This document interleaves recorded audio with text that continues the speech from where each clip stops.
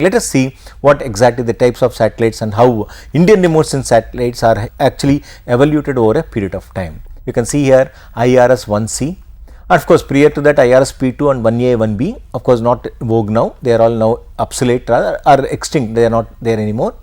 LIS-1 and LIS-2, linear imaging self scanner is the name of the sensor.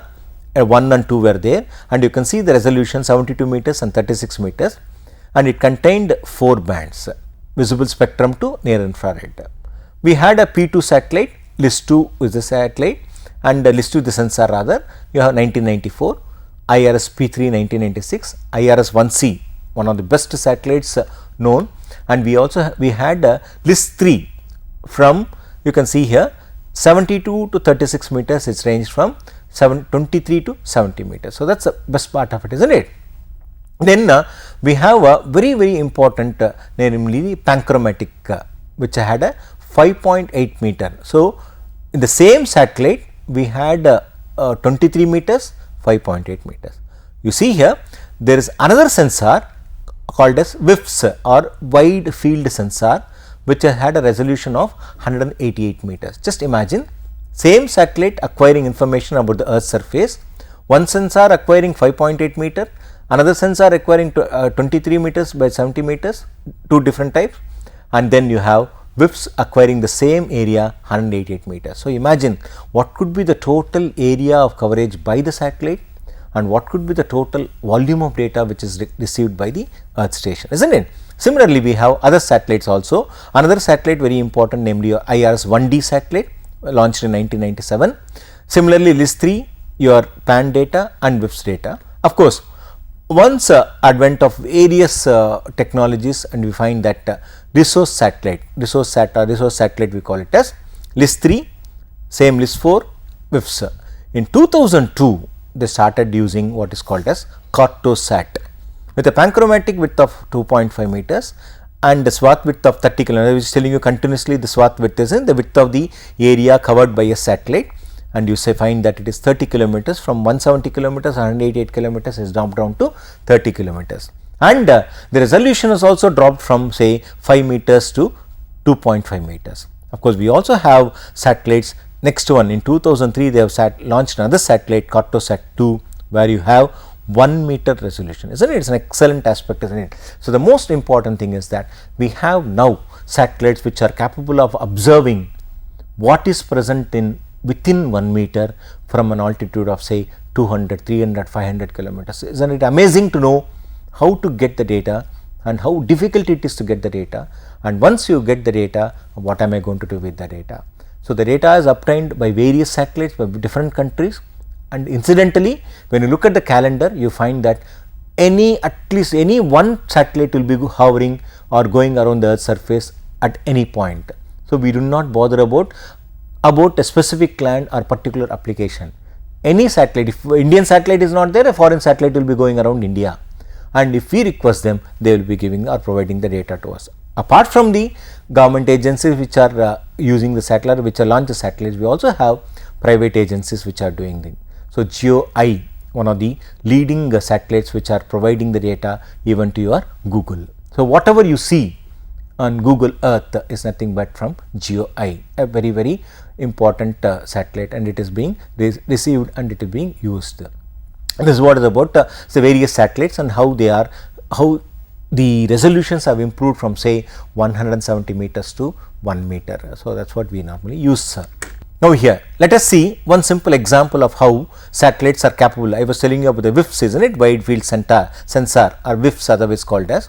Now, it had a huge resolution, or rather in our context is a small resolution, in the sense it was covering 188 meters rather, and you can see the entire country is mosaiced as a single image, the entire country, India, of course, obviously we also get Sri Lanka, and you find we are able to mosaic them as a single unit. Just imagine getting or understanding what is present for the entire country at any given time. Of course, the satellite may be having a different period, but still they are all put together as a single data and then provided to us. And you can see that what does it indicate?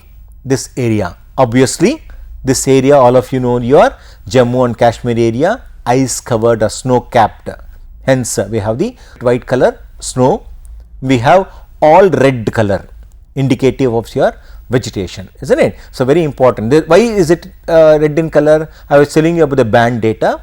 We are using green, red, infrared, and the bands available are green, red, infrared, and the filters available are blue, green, red. So, when I apply the blue, green, red filter on the green, red, infrared, obviously the resulting color will be, vegetation will appear red in color because we are using infrared. So, we have the vegetation shown in red color, light white color, obviously irrespective of whatever could be the possible color or band. When you have sand, if it is not affected by say moisture, it will be white in color, light in color. When you talk about vegetation or areas which are devoid of vegetation, so we will find it is bluish green in color. Obviously, when you talk about water bodies, it will be blue in color. Then you might ask me a question, sir, how about this? These are all you also again water bodies, isn't it? It's nothing but because of the depth or the deeper nature of the water bodies, they all appear to be dark in color. Vegetation green, water body blue color. Water body will appear blue color provided it is shallow in nature. That is, water body, if it is shallow in nature, it will be appear in color blue, whereas if it is deeper, it will appear as grey, dark color or any black, sometimes blue, dark grey or black in nature. And what kind of satellites are there? How the various objects will appear? We have just seen that. Let us now see what kind of data products are available, which are readily available with NRSA, and how you can use that depending upon type of application. So, let us see them one. Now, data which is available to human your applications is your photographic in nature. It could be black and white, is nothing but your panchromatic, and you can get a contact print. It could be a false color composite or FCC, otherwise I told you. You can get as a transparency, you can get as a contact print, or you can also get it in the form of a say digital data. We will see that later. Then we have very important data, namely geocoded special products. So, when you talk about a false color composite, these false color composite are nothing but representing a small area which need not be representing a latitude, or it need not be referred to any coordinate system. When you talk about geocoded, as the name indicates, geocoded with reference to a specific area coordinate system, that data will be provided with the latitude, longitude, or your UTM coordinate system, which we already seen in say geographic information system, where about coordinates and the system. Now, when you have the geocoded data, we will be in a position to know where am I, and I can work with that. When you have a normal false color composite, we will not be knowing where we are working, because we will be just getting data about a specific area. But when it is geocoded, we will be knowing the latitude, longitude, we will also know where exactly we are working. Now, we also have what is important, otherwise called as your digital data. That is, it is not necessarily that you should obtain the data in the form of say hard copies. We can also obtain the data in digital nature. In fact, majority of the applications now, most of us are using only digital data as far as satellite is concerned.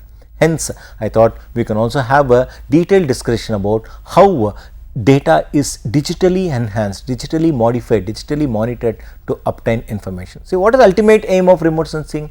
To acquire information about the earth's surface, isn't it? So, in that context, we will be using digital data. So, the digital data normally available normally your computer compatible tapes, of course, not much use now. Of course, we also have 5 GB or 10 GB tapes. We have a normal routine utilization by your general public, CDs and DVDs, and sometimes in cartridges also. So, any of these formats you can get the data, and we can use the data according to our requirement or study. So, let us see one satellite data, how a satellite data will appear, and what kind of course, we have seen the entire country as such. Let us see how a satellite data appears. You can see here, this is a typical FCC, otherwise called as your false color composite. It will be impossible or near impossible for us to identify the objects in terms of, let us say for example, whether it is a building or other detail, but some of the characteristic features are what we called as the interpretation techniques will help us to identify. You can see here how beautiful vegetation is appearing red in color here. This is nothing but the greener the vegetation, the brighter will be the values. In some of the places it is not that very bright, though it is red in nature, it is not that very bright, indicating it may, the vegetation may be sparse there, and very obvious. You can see here, this is your a typical water body.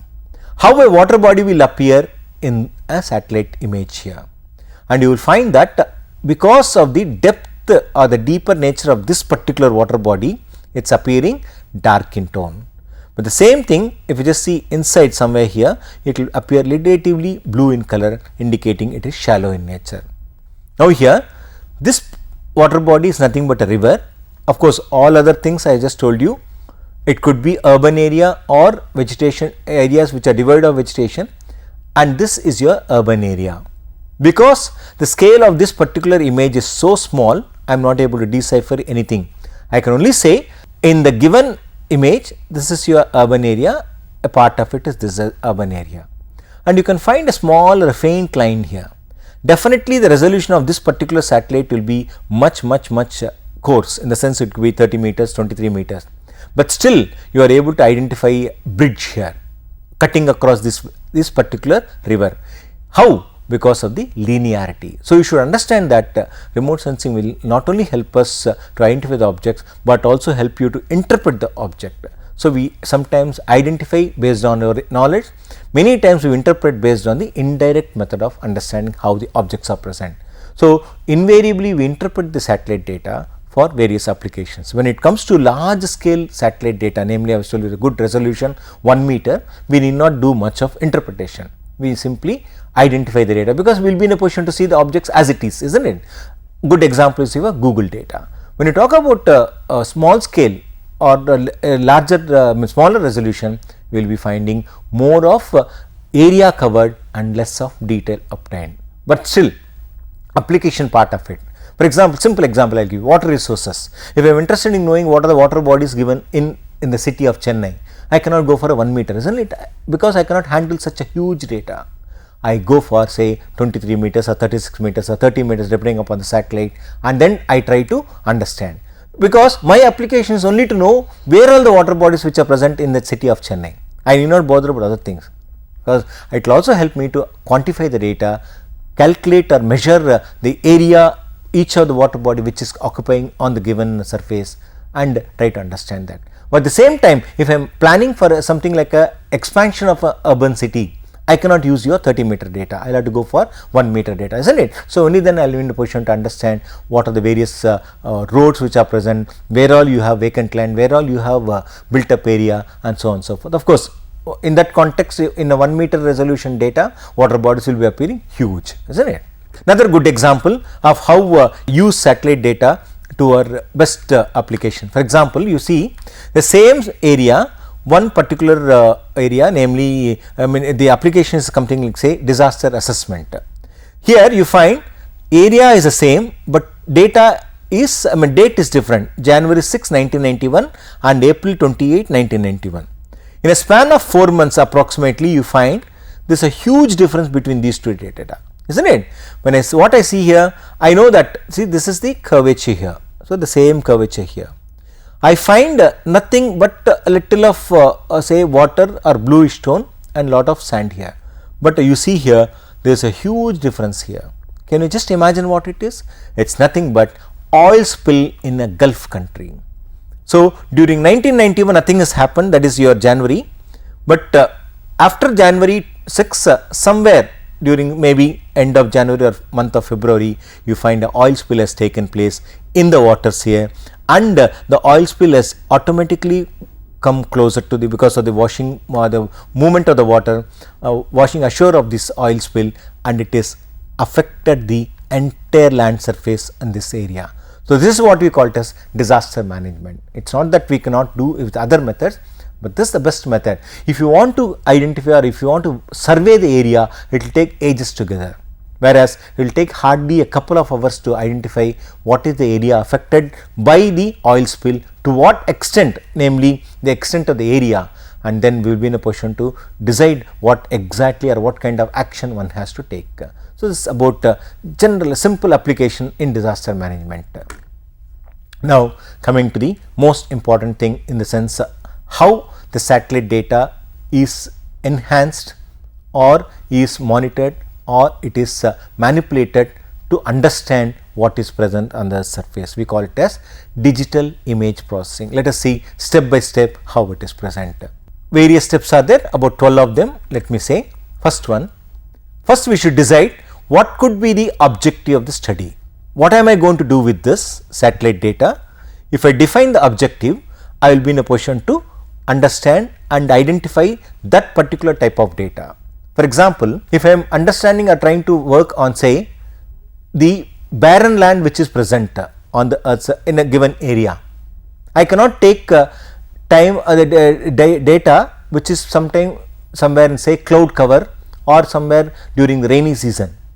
I will have to take the area or collect the data of that particular area during dry season. Only then I will be in a position to work on the barren land capability, isn't it? So that is the reason we normally decide what is the objective of the study. Once the objective is fixed, we can decide what kind of data you have to procure. Then we have acquiring of the data based on the objective. Then very important, assess the data quality. So when I say data quality, most important thing is the cloud coverage, because visible spectrum is not capable of, underline that, visible spectrum is not capable of reflecting beyond the clouds. Hence, whatever energy which is coming through the atmosphere gets reflected on the clouds and you will find the clouds on the image. So we will have to decide what is the quality of the data. So invariably we will say 10%, 5% is the cloud coverage acceptable to my application. Sometimes even 10%, 5% may not be acceptable, because when I am working on something like urban infrastructure, I cannot accept even a small stretch of land which is covered by cloud coverage. Hence, in such cases, we look at the data, decide whether we can go for another data or another data for that particular area which is affected by, say, cloud coverage. So third thing is you are assessing the data quality. Then correcting the data. As I was telling you right from the beginning, satellite data, it is capable of acquiring the reflectance energy and then dumping the data in the form of digital numbers in a station which is received by which is present on the earth's surface. It is received, it is stored there. Now the data is a raw data, it will not contain any other data, it will just contain numbers, as I told you, 0 to 255 levels or 0 to 127 levels or 0 to 63 levels. So what does the number indicate? How am I going to work with that? I will have to correct the data. I told you earlier, radiometrically data will be affected, geometrically data has to be corrected. So correct the data either radiometrically or geometrically. Then we have to enhance the data. All the data what we see or what we receive from the satellite may not be reflecting or may not be giving the exact detail. Hence we have to enhance the data. We will see one after the other. Then correlate the data with the ancillary data. So correlation, because when I am looking at something like a large area for agriculture application purposes rather, wherein which I am going to look at areas which are green in nature. If it is a small area, then I will go for a larger scale. If it is a larger area, something like state of Tamil Nadu, I have to understand what kind of vegetation is present where. If I look at it, state of Tamil Nadu, if I am looking, I am not going to see only one type of vegetation. I will have different types of agriculture products, isn't it? So in that context, I will have to see what is the type of vegetation present at which part of the state and how am I going to identify that. So for example, if I am going to identify all agriculture lands which are comprising, say, paddy, then I will have to work on that particular area. For example, in Tamil Nadu state, all of you know, it's Kaveri. So the Kaveri delta, which will contain paddy, total area will be mostly paddy in nature. So I will have to correlate that particular data, satellite data, with ancillary data, that is the ground data. Only then I will be in a position to know if it is going to be paddy, because as I told you, everything will appear green in nature, whether it is going to be pallet, it is going to be millets, or it is going to be your paddy or your wheat, everything will appear green in color. So, I will have to correlate the data with ancillary data, only then I will be in a position to identify what type of vegetation it is.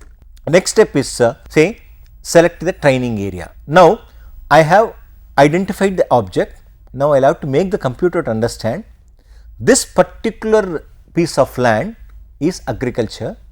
If I am specific, I will have to say what kind of agriculture produce. So, that is training the area, that is making the system to understand this area is agriculture, this area is water body, this area is barren land. So, we will see that step by step. So, once I get the train the area, I will have to determine the spectral characteristics of that particular training area. I am going to say, for example, if I am going to look at this particular land, I have trained the land, I will have to know the spectral characteristics. Once I understand the spectral characteristics, I will be in a position to understand and classify the data. So, the next step is to classify the data. Next is very important, how to evaluate the classified data and then refine. If we find that the classification is not unique, it is not great in nature, I will have to refine the training and reclassify if necessary. And obviously, finally, I am going to communicate the results to the user or the end user rather. So, this is the way satellite remote sensing is analyzed digitally, and finally, we come out with a product which is useful for that particular application.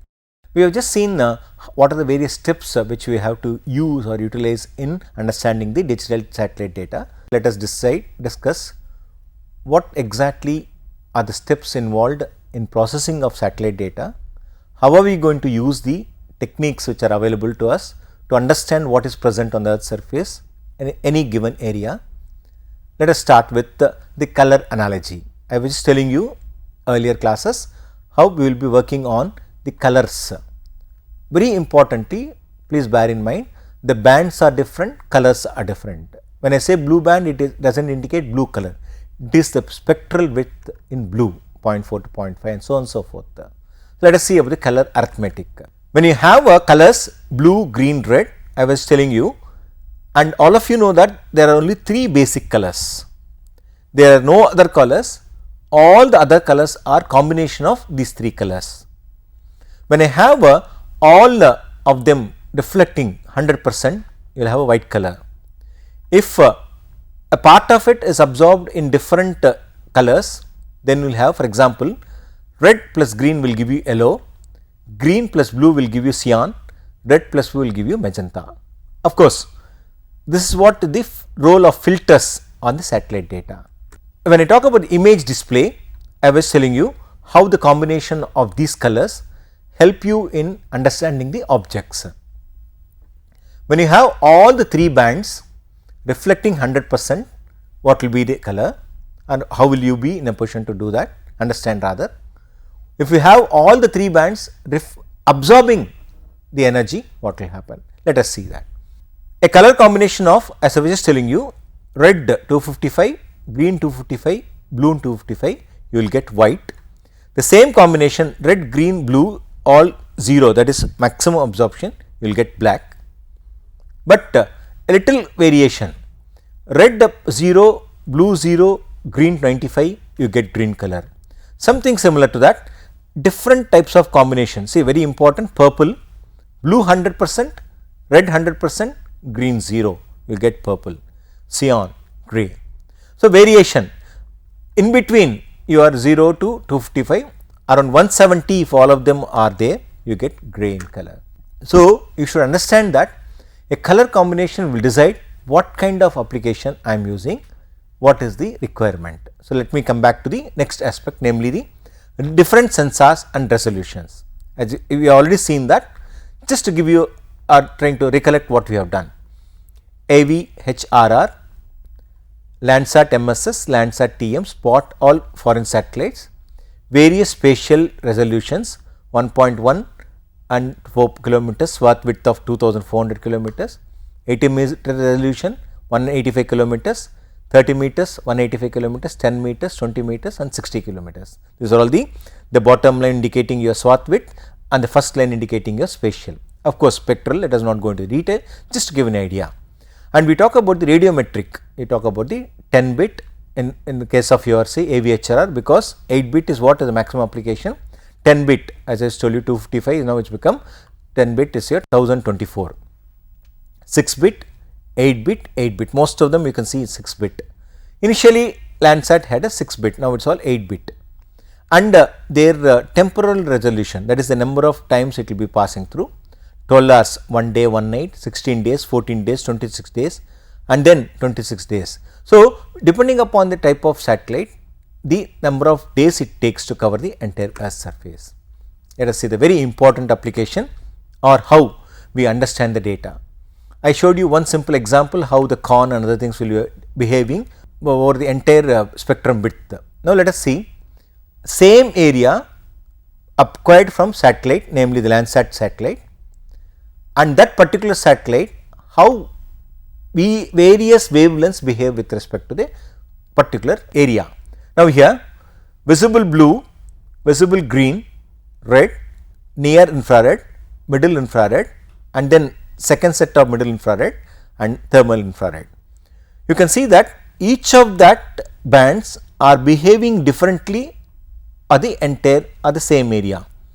In particular case, this is your visible spectrum, you find that blue color, namely vegetation, I mean so name blue color your water body, vegetation is the other side, blue color your water body is absorbing or reflecting to some extent, absorbing if it is deeper in nature. But when you come to the near infrared, you will find that vegetation is reflecting more and water body is also reflecting, but not to that extent. Thermal infrared, that is nothing but the re-radiated energy by that object, especially the absorbed energy is nothing but your thermal infrared.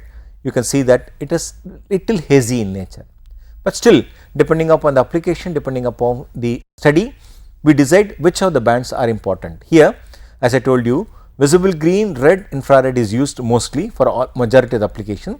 In some application we will be using thermal infrared. I decide what is the application, I decide what is the satellite, I decide the type of band.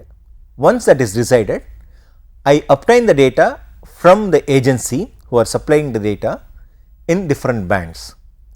Invariably we can get the data depending again whether I am going to use on say radiometrically corrected data or geometrically corrected data. If it is radiometrically corrected data, I will be getting the data in different bands, while supplying itself they will be giving in different bands. If it is geometrically corrected data for an applications on natural resources or infrastructure mapping and planning, we use the satellite data which will be appearing as single band, but it will be separation, like you will be having what is called as a GeoTIFF, that is the data will be geocoded or GeoTIFF in the form of a TIFF image which you will not be in a position to edit, but you will be having the data as a single unit. But you can understand that once you are working with that in the later stages, you will understand what exactly we are doing.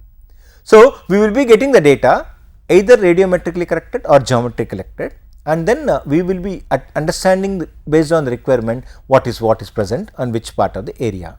You can see here satellite data, as I was just telling you here, band 1, 2, 3, 4, 5, 6, 7, where in which 1 and 2 we are not using, 3, 4, 5 we are using, and then I told you that we can data will be available in a particular say band, and we can stretch the data, we will see that in detail, and then finally generate a color composite if it is given or provided to us in different bands. So, spectral bands can be obtained individually as different bands to the user, it will be given. You can choose any of them, say 3, 4, 5, use the various bands. I was telling the filters, the red, green and the blue on various bands, and then obtain a color composite like this. If this is ulta, if I can bring this blue to second, green to third and red to fourth, I will be getting a natural color composite. So, we will be creating a kind of a lookup table depending upon whatever the application, and then we will get a color composite. So, imagine how important this sort of analogy in understanding that. If I want, I can use the data directly as an individual band combined or a composite map rather, or I can have individual bands analyze the data and then understand. Thank you.